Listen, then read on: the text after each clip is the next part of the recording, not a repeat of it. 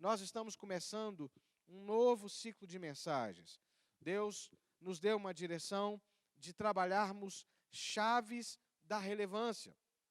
Porque está muito claro para nós que há uma expectativa de Deus ao nosso respeito.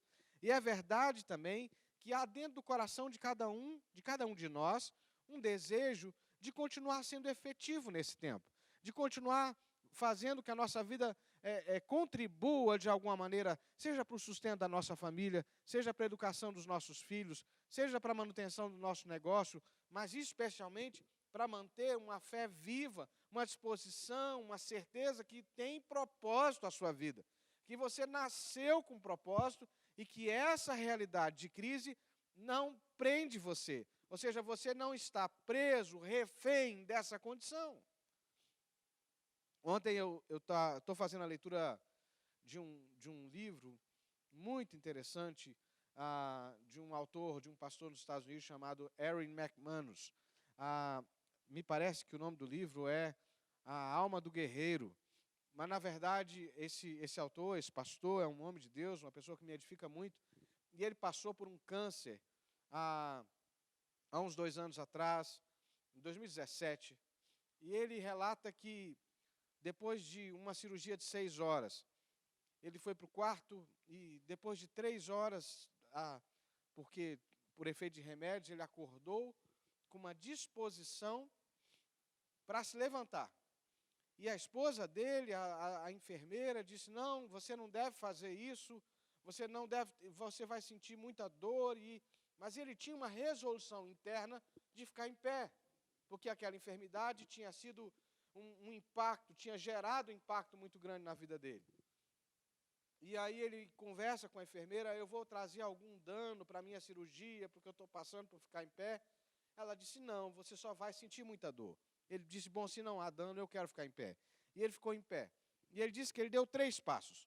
O primeiro passo foi terrível. O segundo passo ainda mais difícil. E o terceiro passo, então, foi avassalador para ele. Ele voltou, deitou-se mais um pouco, descansou. E depois de algumas horas, ele acordou novamente, tomou um banho e se dispôs a ir para a sua casa. E ele disse que enfrentar aquela dor dava a ele a possibilidade de se ver do outro lado, dava a ele a possibilidade de imaginar uma vida além da dor. E esse pastor, que enfrentou um câncer avassalador em 2017, continua vivo, firme e sendo um homem extremamente relevante na história do povo de Deus na face da terra. Ele é pastor da Mosaic Church. E a palavra de hoje tem a ver exatamente em descobrir chaves de relevância, portas de relevância, princípios de relevância nesses tempos de dor.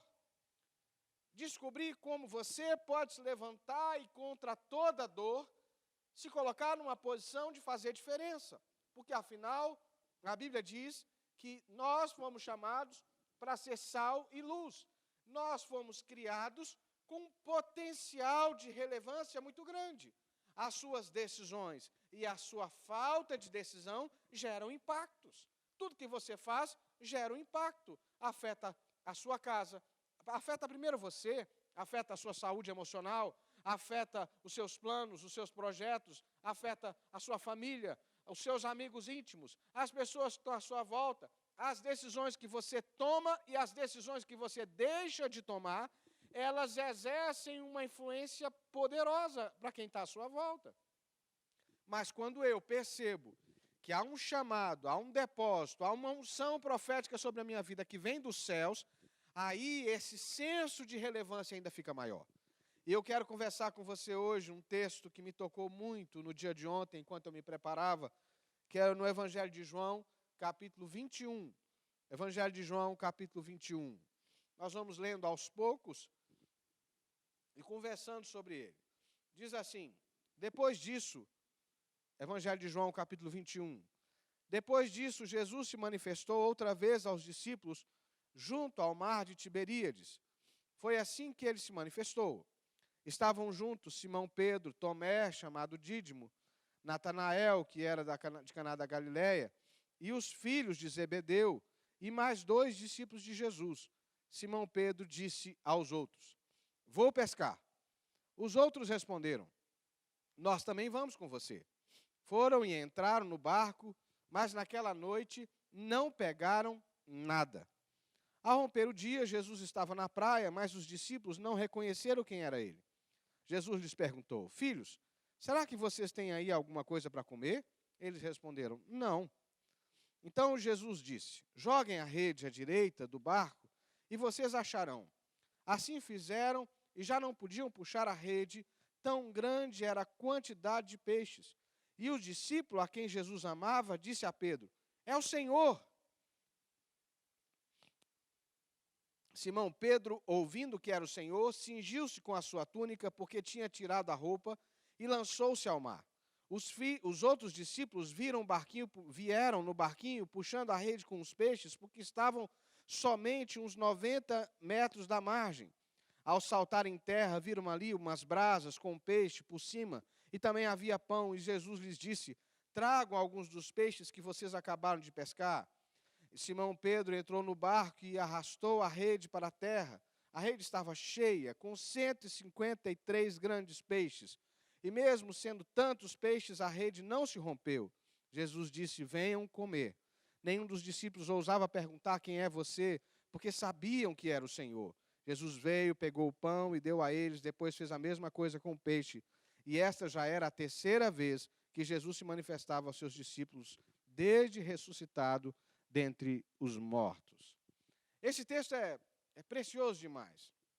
É precioso demais da conta, porque ele demonstra um momento íntimo de Jesus com seus discípulos. Preste atenção que Jesus, na própria narrativa de João, já tinha se manifestado outras vezes. Jesus tinha se manifestado a Maria Madalena, Jesus tinha aparecido aos discípulos com as portas fechadas, o capítulo 20, você vai ver a narrativa disso. Depois Jesus volta e se apresenta novamente, e agora, João diz que é a terceira vez, na minha conta aqui, já é a quarta vez que Jesus está se apresentando. Sem falar que João não menciona os 2 discípulos que vão para Emaús, que Jesus também vai ao encontro deles, ou seja, Jesus já tinha se manifestado aos seus discípulos, ressuscitado várias vezes, mas por alguma razão eles permaneciam dispersos. Por alguma razão eles ainda estavam meio que fora de sintonia. Mesmo depois de 3 aparições, os discípulos parecem não saber o que fazer. Eles estão, sabe aquela coisa, quando você olha para a sua vida, você olha para o tempo, você olha para as situações e você não consegue entender como é que você pode ser efetivo, como é que a sua vida pode ser produtiva, qual é o foco, qual é o propósito. Os discípulos estão literalmente desbaratinados, mesmo depois de 3 aparições de Jesus. É interessante que todas as vezes que as tribulações, as fraquezas e as frustrações ocupam em nossas vidas um lugar maior do que elas devem ocupar, elas têm o poder de roubar o nosso foco, o discernimento e o propósito. E pior do que isso, leva-nos a um desperdício de energia e a um trabalho improdutível e estéril. É interessante que Pedro, que é o líder deles, diz assim: vamos pescar. Como quem diz assim: a gente não tem mais nada para fazer, né? Nós estamos aqui esperando não sei o quê, vamos pescar. Vamos pescar, e eles vão pescar. Eles vão fazer aquilo que é comum para eles. A maioria deles eram pescadores e de repente eles procuram uma coisa que lhes parece confortável. É interessante isso, né? O bispo Mano, que outro dia estava dizendo que sempre que a gente vai enfrentar um problema, uma dificuldade, a gente tem uma tendência de recorrer a uma caixa de ferramentas que a gente já tem domínio. A gente tem uma tendência de recorrer a uma caixa de instrumental que a gente já se sente confortável com ela, e é o que os discípulos fazem. Eles vão pescar, mas aquela não era a hora de pescar, aquele não era o momento de pescar. Pescar naquela hora não tinha nada a ver com o que eles realmente tinham que fazer, e essa pesca é estéril.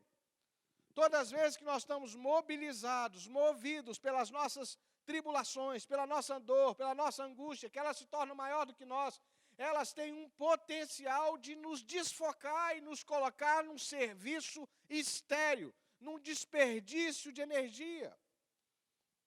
Você pode prestar atenção que 7 dos 12 discípulos, e dentre eles os mais íntimos de Jesus, Pedro, Tiago, João, estão ali, num serviço estéril, nitidamente desfocados, sem saber o que era para fazer. Porque, afinal, desse lugar da pescaria, Jesus já tinha tirado eles. Se você lembrar lá de Lucas 5, Jesus vai, faz o milagre e chama eles e diz assim: vinde após mim, eu vou fazer de vocês pescadores de homens. Ou seja, apesar deles terem todas as habilidades para pescar peixes, eles não eram mais pescadores de peixes, eles eram pescadores de vidas. E naquele momento, ainda que muito difícil, eles deviam estar se perguntando qual é o próximo passo, qual é a próxima etapa, qual é o próximo passo do sonho de Jesus, mas eles estão distraídos.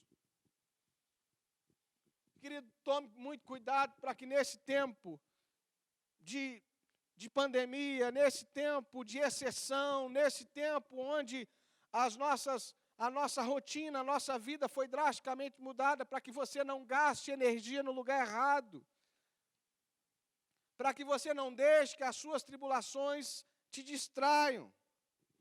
Porque, infelizmente, as fraquezas têm, se nós não tomarmos cuidado, o poder de tirar o nosso foco, de nos distrair. E a palavra de hoje vai te convidar exatamente a voltar, retomar o foco e assumir a relevância que Deus chamou para você. É interessante que duas coisas precisam acontecer para que a gente assuma o lugar de relevância que Deus deu para nós. Preste atenção, as tribulações e as angústias, elas têm o poder de nos desfocar, mas Jesus, por sua palavra e por seu poder, tem a graça de nos atrair e nos dar discernimento e revelação. Discernimento e revelação. Discernimento e revelação são bênçãos que Deus derrama sobre a nossa vida, que são capazes de nos levar para o lugar certo, de levar você e eu para o lugar que Deus sonhou para nós nesse momento. Me chama a atenção que Jesus se aproxima dos discípulos na beira da praia, e Jesus, que é o homem das respostas, chega com perguntas.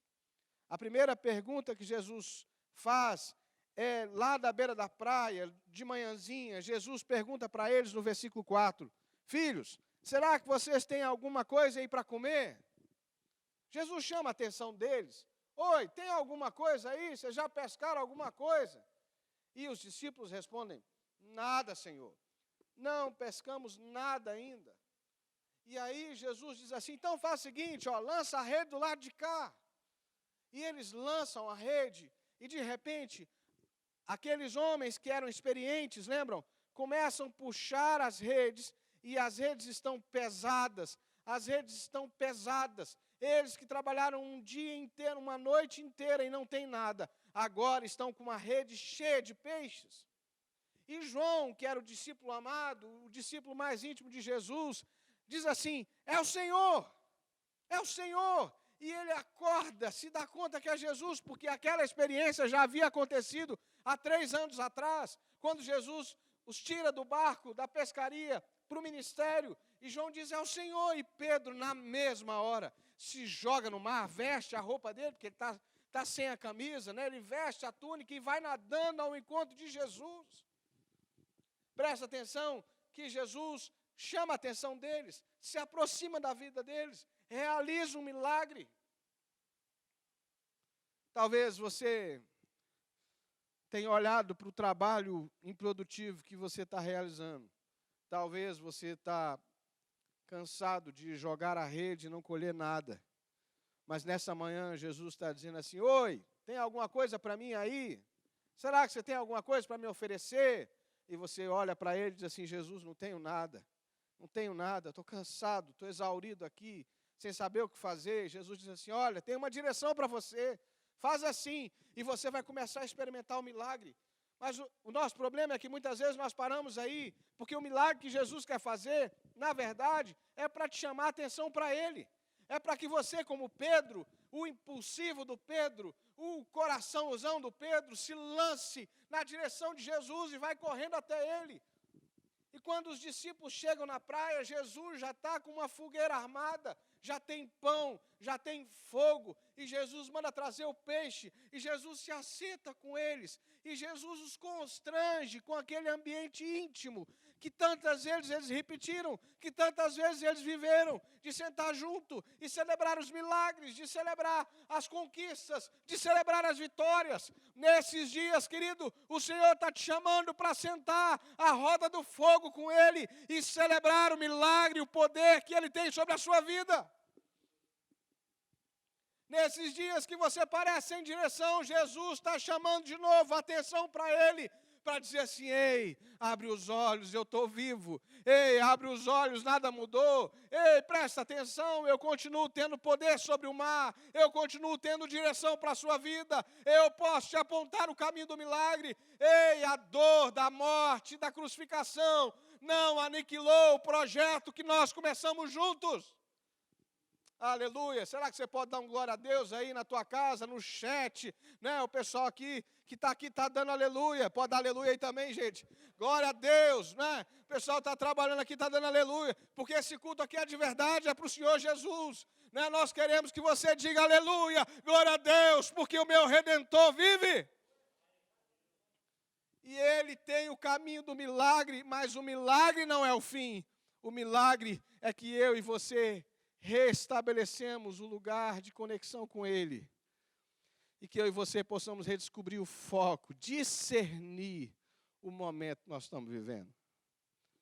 Por que os discípulos estão distraídos? Eles não estão discernindo. Eles olham para aquela situação e eles não veem propósito naquilo. E eu costumo dizer que nem tudo tem um propósito. Tem um jargão entre nós que diz assim: tudo tem um propósito. Não, tem coisa que não tem propósito não, gente. Não, acidente tem propósito? Não tem mesmo. Pecado tem propósito? De jeito nenhum. Não é? Ofensa tem propósito? Não. Tragédia tem propósito? Não. Não, nem tudo tem propósito. Mas Deus é poderoso para fazer que todas as coisas cooperem para o bem daqueles que amam a Deus. E isso é bíblico. E isso está na palavra. Isso é verdadeiro. Deus tem o poder e o que nós precisamos é ser capazes de discernir a situação.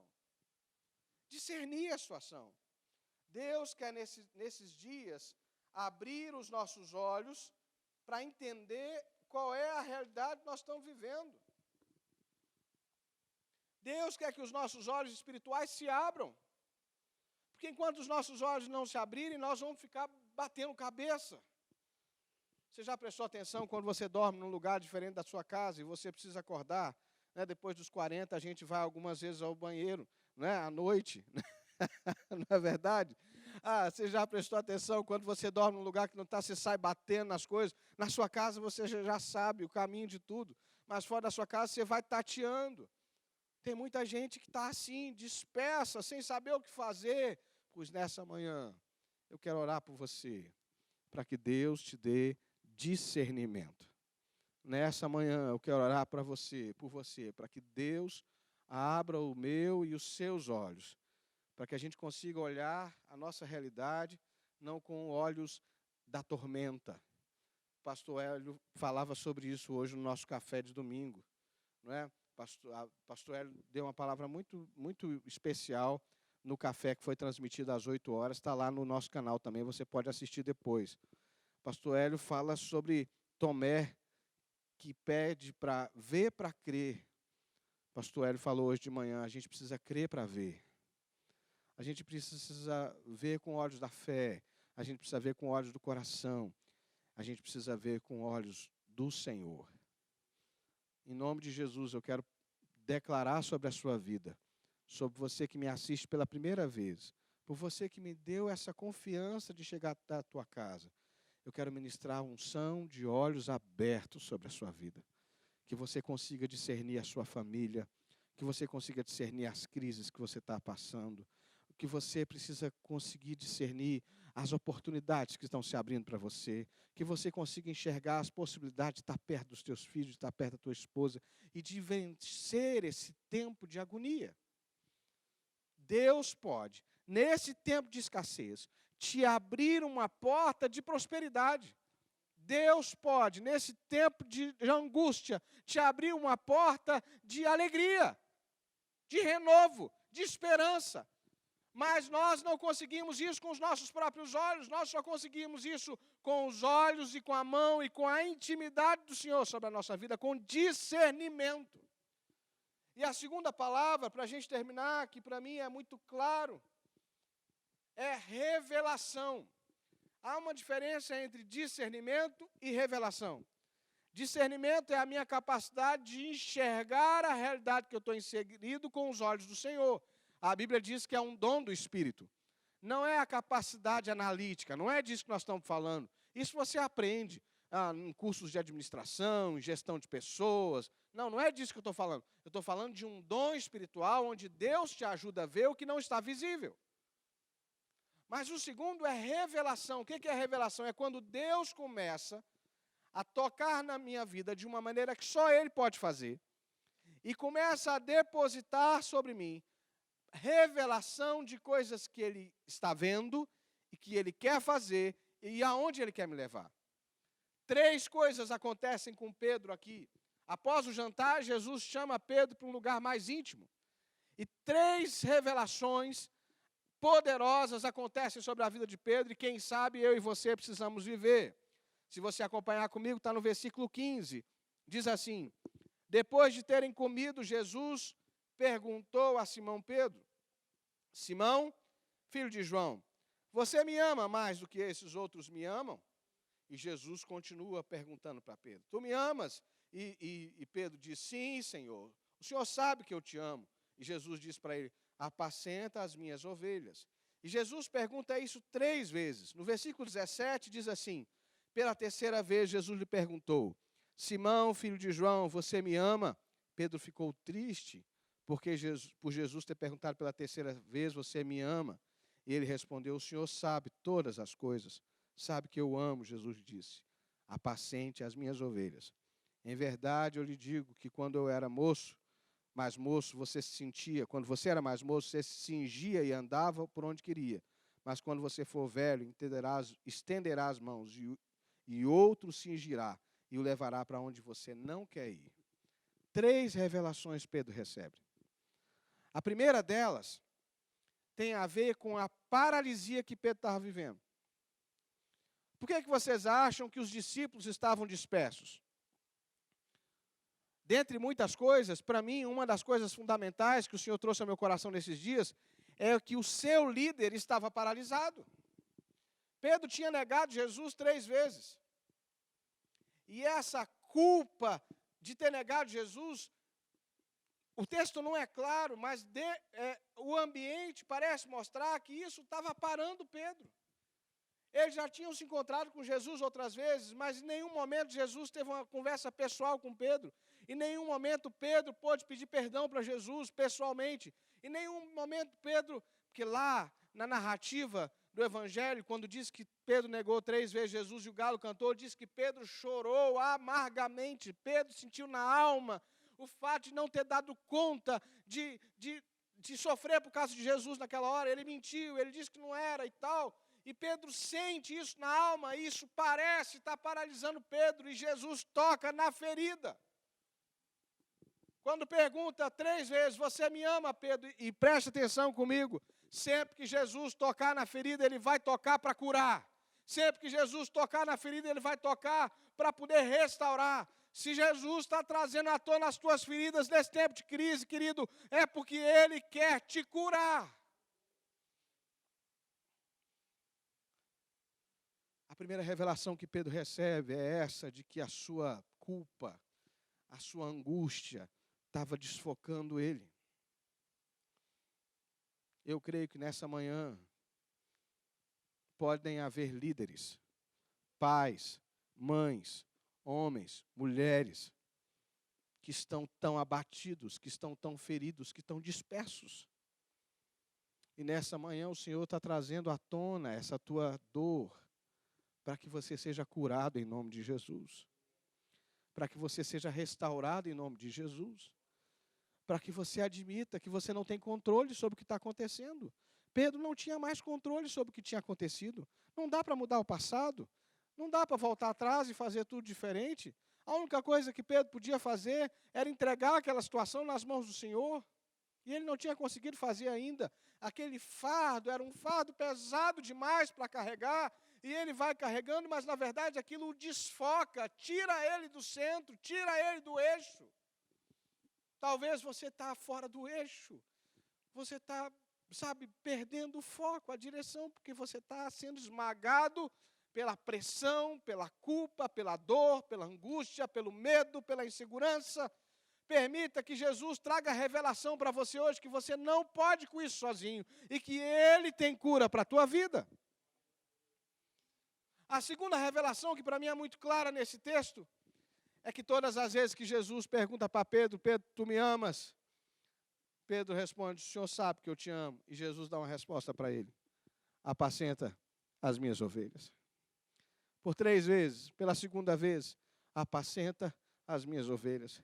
Pela terceira vez, Pedro cai em si, a ficha cai, e Jesus diz novamente, apacenta as minhas ovelhas. Sabe o que Jesus estava dizendo para Pedro? Pedro, tu não é mais o líder da pescaria, porque isso sem mim vocês não conseguem fazer mais. Você já percebeu, Pedro? Pedro, eu te chamei para ser apóstolo, eu te chamei para cuidar do meu povo. Pedro, você é líder desses 12 que estão aí, Pedro. Você, Tiago, João, são os líderes dos 12. Tem uma obra nas mãos de você, Pedro. Olha, Pedro, tem um chamado, tem as nações para conquistar. Pedro, levanta, querido, eu estou vivo, eu ressuscitei. Vocês precisam voltar para Jerusalém, porque lá vocês serão revestidos de poder. Ô, Pedro, reassume o teu chamado profético, Pedro. Ei, Pedro, assume a unção profética que está sobre a tua vida, Pedro. Volta para o centro da minha vontade, Pedro. Em outras palavras, é como se Jesus estivesse dizendo isso. Volta para o seu lugar profético. Assume a unção profética que está sobre a tua vida. Meu Deus. A pior coisa que a gente pode ver é quando um homem, uma mulher de Deus, alguém que foi chamado para ser pai, para ser mãe, para ser profeta, para ser líder, deixa que as tribulações roubem essa unção e essa vocação profética sobre a vida deles. A revelação que Deus trazia através de Jesus a Pedro naquele dia é que não era à frente de um barco mais, era exercendo influência sobre os discípulos. Não é por acaso, queridos, que quando o Pentecostes acontece, né, e essa série de ministrações que nós estamos fazendo começa agora e termina no Pentecostes, não é por acaso quem é que aparece lá no meio das autoridades. Quem é o cara que aparece lá no meio das autoridades, dizendo assim, ei, vocês estão dizendo que nós estamos embriagados, mas o que está acontecendo com a gente aqui é o que o profeta Joel falou. Quem é que aparece lá? É Pedro. Quem é que está passando pela porta do templo e a pessoa pede uma esmola e Pedro diz assim, ouro e prata nós não temos, mas aquilo que eu tenho eu te dou. Levanta e anda em nome de Jesus. É Pedro e João. Quem é que quando as autoridades chamam e prendem e diz assim, parem de falar do nome de Jesus, ele diz assim, vocês nos perdoem, porque importa mais obedecer a Deus do que os homens. Nós não podemos parar de falar daquilo que nós temos visto e ouvido. Pedro diz assim, o moço que tinha ficado com dor agora diz assim, não dá para parar de falar, porque eu assumi o meu lugar profético, eu assumi o chamado de Deus para a minha vida, e eu vou viver isso até a morte. Quando você recebe revelação do teu destino profético, todas as outras coisas ficam em segundo plano. E a terceira revelação, e essa é poderosa e muito sutil. Muito sutil. Eu estou terminando.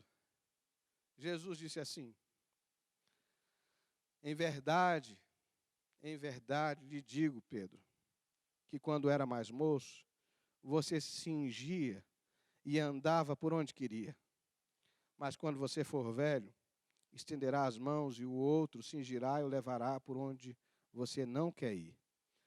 Esse versículo aqui no contexto de João 21 fica meio fora de contexto, mas depois João vai dizer do que está falando. O versículo 19 diz assim, Jesus disse isso para significar com o tipo de morte Pedro havia de glorificar a Deus. Não está escrito nas Escrituras, mas a tradição, a história cristã diz que Pedro morreu crucificado. E a tradição conta, não, como eu disse, não está registrado na Bíblia, mas a tradição histórica conta, que Pedro havia pedido para ser crucificado que ele não era digno de morrer como seu Senhor. Que por favor, que fizesse isso de uma forma diferente, e a tradição diz que Pedro morreu crucificado de cabeça para baixo, porque ele não era digno de tão grande honra de morrer como seu Senhor. Mas qual é a revelação que Jesus está dizendo para ele aqui? Pedro, querido, agora que você é moço, você me traiu tentando salvar a sua vida, tentando manter o controle sobre todas as coisas, tudo nas tuas mãos. É Pedro? Não, sou eu não. Andava com Jesus? Não, que nada, que é isso? Porque aquela sensação imatura de que você pode controlar o seu destino, não é? O que está preparado por Deus para você. E não era hora de Pedro morrer, mas ele estava com medo de ser morto ali junto com Jesus. Jesus diz assim, vai chegar uma hora que você vai ser conduzido, que você vai descobrir que não tem controle. E sabe qual é a boa notícia? Isso não vai ter problema para você, porque você vai estar fazendo isso para glorificar o meu nome. Meu Deus do céu. Sabe onde eu encontro isso? Eu encontro isso no apóstolo Paulo, que diz assim, eu aprendi a viver contente em toda e qualquer situação. Eu tanto sei ser honrado como humilhado, posso de tudo, em todas as coisas. Eu posso todas as coisas naquele que me fortalece. Sabe que revelação é essa? Que a minha vida e a tua vida serão relevantes quando eu e você descobrirmos que a gente não tem controle sobre essa vida. E por isso a gente entrega o controle para Jesus. Por isso a gente deposita o controle em Jesus. A gente coloca as nossas fraquezas diante dele para sermos curados. Porque não adianta fugir das nossas fraquezas. E Deus nos dá o discernimento para reconhecer essas fraquezas. Nós recebemos dele uma unção profética que nos coloca no centro da vontade dele. E nós recebemos a graça de entregar o controle nas mãos dele. Recebemos a graça de saber que porque ele vive, eu posso crer no amanhã. Meu irmão, minha irmã, meu amigo, minha amiga, você que me ouve, Deus não quer que você fique como barata tonta para lá e para cá, gastando sua energia em atividades estéreis. Deus tem um propósito para a tua vida. Então peça a Deus discernimento das tuas fragilidades. Deixa que Deus traga à tona tudo o que precisa ser tratado. Receba dele cura.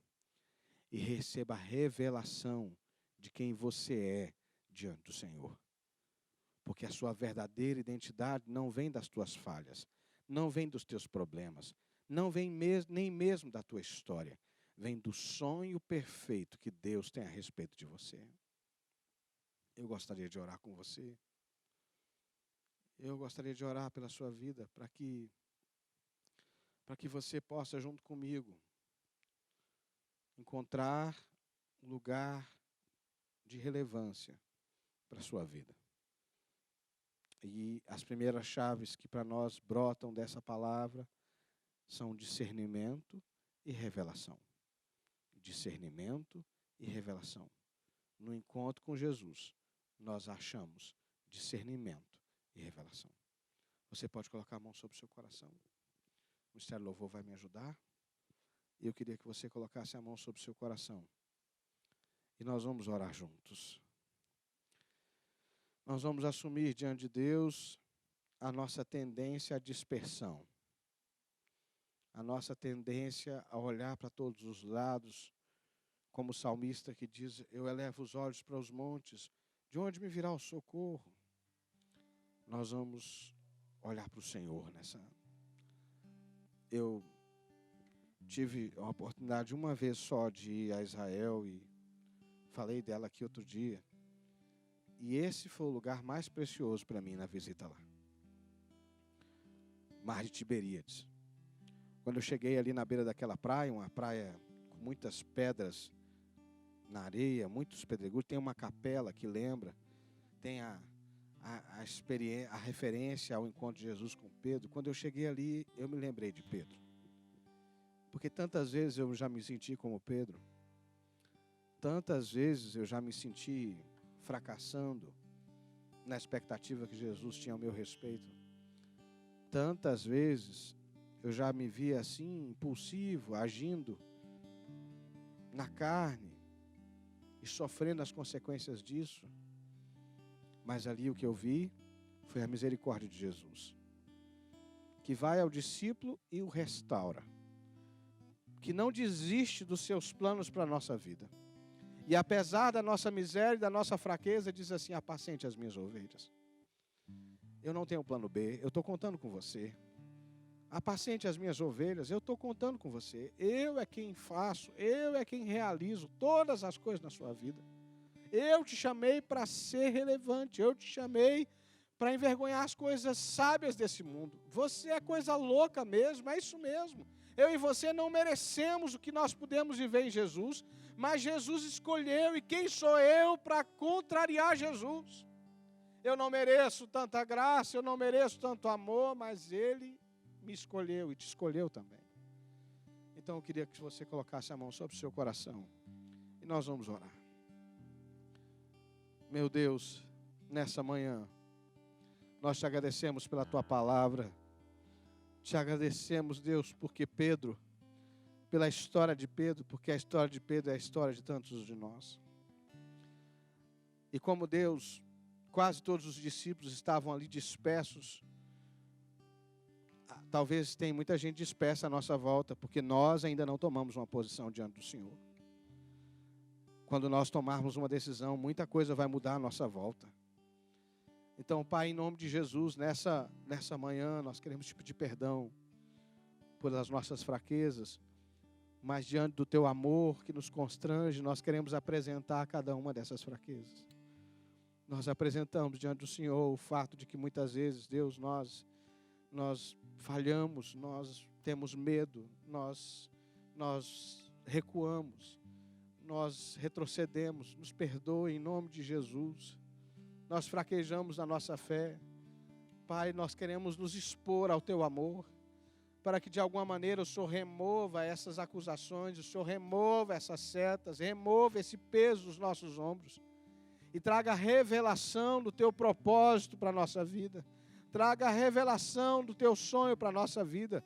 Que nós possamos ouvir do Senhor hoje essa palavra profética que nos direciona, que nos coloca no lugar que o Senhor nos sonhou. Que cada pai assuma um lugar profético de pai na sua casa. Que cada marido assuma um lugar profético de marido na sua casa. Que cada esposa assuma um lugar profético. Que cada mulher, que cada homem, que cada jovem, que cada adolescente, que cada um, Senhor, se enxergue como pessoa estratégica no plano que Deus tem para esses dias.